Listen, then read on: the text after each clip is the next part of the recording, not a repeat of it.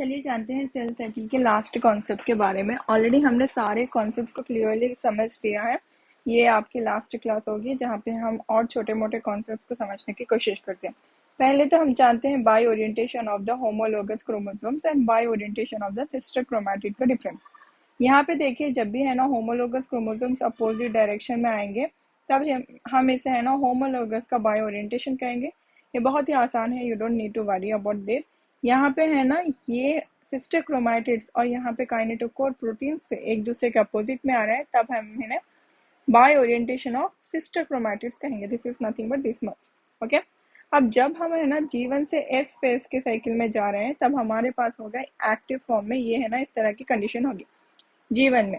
Okay, जीवन में से यहाँ पे है ना ये इनएक्टिव में कन्वर्ट हो जाएगा। This is all happening inside only जीवन फेज ओनली। ओके, जीवन में यहाँ पे SCDK2 होगा, जीवन SCDK होगा, साइक्लिन E होगा।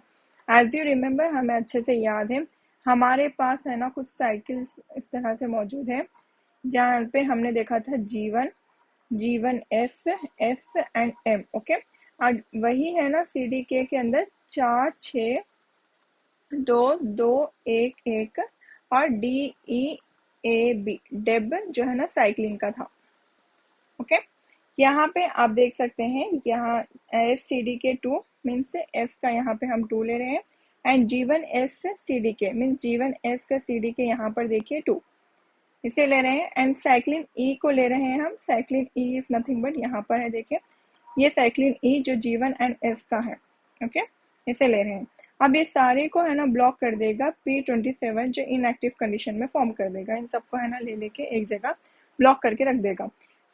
ताकि क्यों ये कर रहा है, जीवन से एस फेस में, मतलब सेल है ना ये रेप्लिकेशन का फेस है, हमें पता है रेप्लिकेशन में जाने से पहले जीवन कंप्लीटली हो जाए ताकि ये एस फेस में जाके रेप्लिकेशन करे, प्री मेच्योर एंट्री ना हो, सेल है ना अजीब ना हो जाए।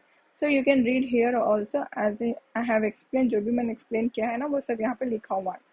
अब यहाँ पे देखिए फिर हम किस तरह से जीवन में भेजेंगे सेल को, जीवन से S1 में भेजेंगे। Then you need to know that यहाँ पे हम क्या करेंगे, ये P27 है ना इससे E3 लाइगेस को दे देंगे। ये E3 लाइगेस क्या करेगा, हमारा डिग्रेडेशन ऑफ दिस करा देगा P24 का, जिसकी वजह से जीवन है ना S फेस में चला जाएगा, मीन्स जीवन से S फेस की कंडीशन में आगे बढ़ेगा सेल। ओके, यहाँ पे आप देख सकते हैं।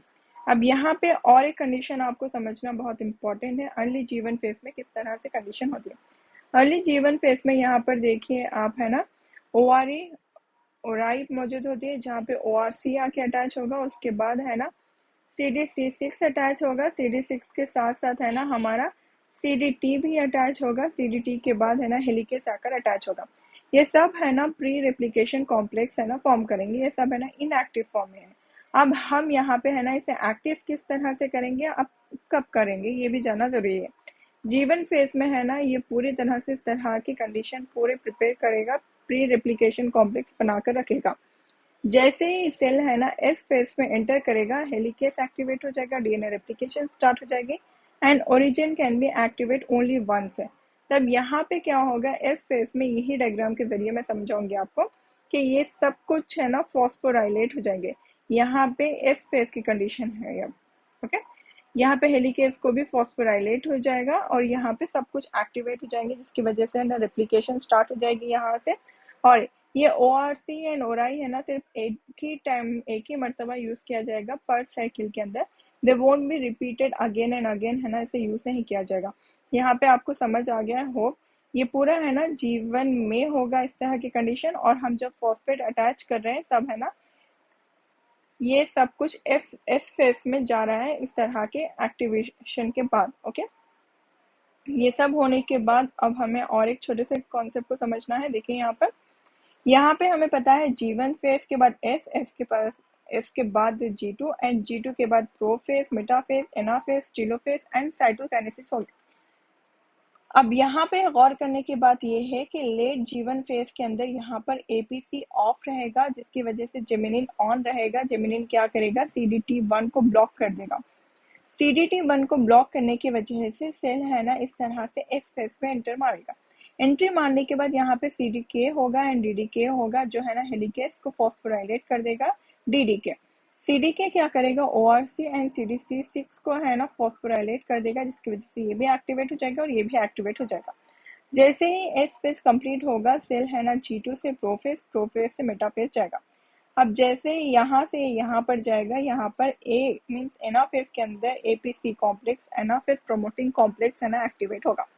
एनाफेज प्रोमोटिंग कॉम्प्लेक्स जैसे ही ऑन होगा, ये क्या करेगा, जेमिनिन को ब्लॉक करके फेंक देगा। हमने यहाँ पे जेमिनिन को है ना ऑन किया हुआ है, यहाँ पे है ना ब्लॉक किया गया है APC के द्वारा। अब ये APC यहाँ पर से यहाँ पर तक कंप्लीट ऑन रहेगा। कहाँ पर से, एनाफ फेज की कंडीशन से लेट G1 फेज के पहले तक ये ऑन रहेगा। ऑन रहेगा, ये क्या करेगा, SCD के MCD को ब्लॉक करेगा। तो यहाँ पर है ना MCD के भी नहीं आएंगे एंड SCD के भी नहीं आएंगे, ये सब के सब ब्लॉक रहेंगे। तो जिसकी वजह से इस G1 फेज में हम क्या कर सकते हैं, यहाँ पे हमने DNA को देखा था, DNA के ऊपर ORC आएगा, ORI पे है ना ORC आएगा, ORC के ऊपर है ना CDT1 आएगा, CDC6 आएगा एंड उसी के साथ साथ है ना हेलिकेज भी आकर इस तरह से अटैच होगा।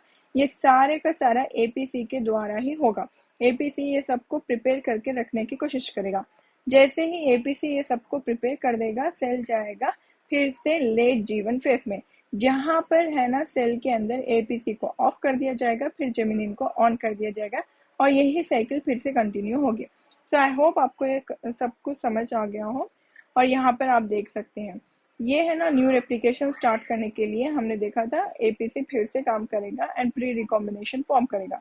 यहाँ पे न्यू रेप्लिकेशन स्टार्ट करने का मतलब ये है कि सेल है ना यहाँ पर से लेट G1 से इस तरह से ये सब साइकिल्स को फेस करेगा, फिर यहाँ पर आएगा। साइटोकाइनेसिस जैसे ही होगी, APC के ही जरिए है ना सेकेंड साइकिल को स्टार्ट किया जा रहा है, जहाँ पे हमने ये सबको ORC वगैरह को एड ऑन करने की जो सब कुछ देखा था हमने, वो सब यही हो रहा है with the help of the APC. So this is all about the cell cycle basic concepts and some depth about the MCDK cycline also. I hope आपको ये सब कुछ समझ आया। अगर आपको कोई भी डाउट हो, you can just type in the comment section and definitely try to answer it. और thanks for watching till the here.